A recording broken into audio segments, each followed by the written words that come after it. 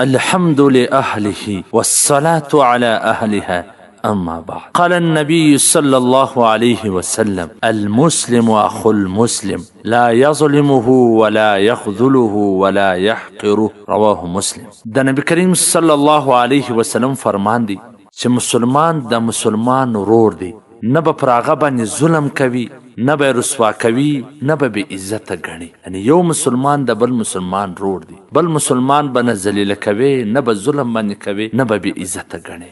عزتمنو زموږ محبوب پیغمبر صلی الله علیه وسلم څومره خوږې خبرې موږ ته کوي، خو افسوس زموږ د خپل محبوب پیغمبر د دې خوږو خبرو څخه لرې. کله چې مسلمانان په دا خبرو باندې خبر وو، دغه خبره په خپل ځان کې عملي کړې وي، نو د مسلمانانو په مابینځ کې هیڅ تفریق نه، هیڅ بارډر نه، هر ملک، هر ځای، هر کونج چې بکلی هیڅ نیوله او هیڅ منع نه وله. خو نن مسلمانان د ژبې پر بنیاد باندې تقسیم سوله، یو پر بل باندې ظلم کوي چې دا فلانی دی، یا بل وایي دا فلانی دی، دا پښتون دی، دا پنجابی دی، دا بلوز، دا سندی دی، دا عرب دی، دا عجم دی، دا فارسیبان دی، دا ازبک دی، دا تاجک دی، او دا فلانی دی، او دا فلانی. د ژبې پر نامه باندې یو د بل د وینې د څښلو تږي جوړ سوي دي. د ملک پر بنیاد باندې یو د بل دشمنان جوړ سوي دي. دا پاکستانی دی، دا افغانی دی، دا د یو ملک دی، دا د بل ملک دی. د شارو پر بنیاد باندې یو د بل دشمنان جوړ سوي، د کاروبارو پر بنیاد باندې یو د بل دشمنان جوړ سوي، دا فلانی کاروالا دی، دا فلانی کاروالا.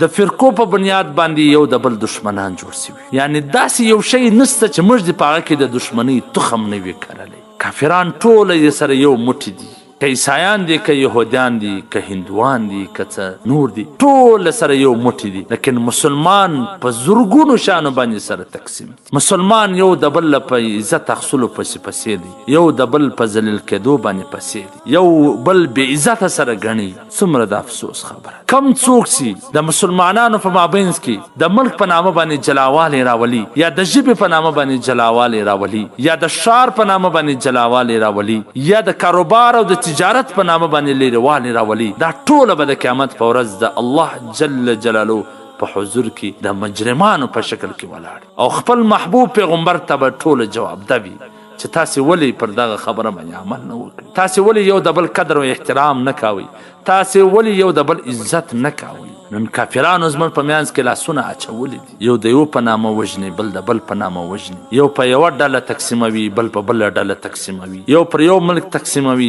بل پر بل ملک تقسیموي. د دنیا ټول ایجنسیانې لګیا دي د مسلمانانو په مابینځ کې په رنګارنګه نامو باندې ډلې جوړوي، په رنګارنګه نامو باندې تقسیمونه راولي، په رنګارنګه نامو باندې یو د بل عزتونه اخلي. بس مسلمانان هم نه خپله کې سره ګوري، نه سوچ سره کوي، بس روان دي یو د بل خلاف.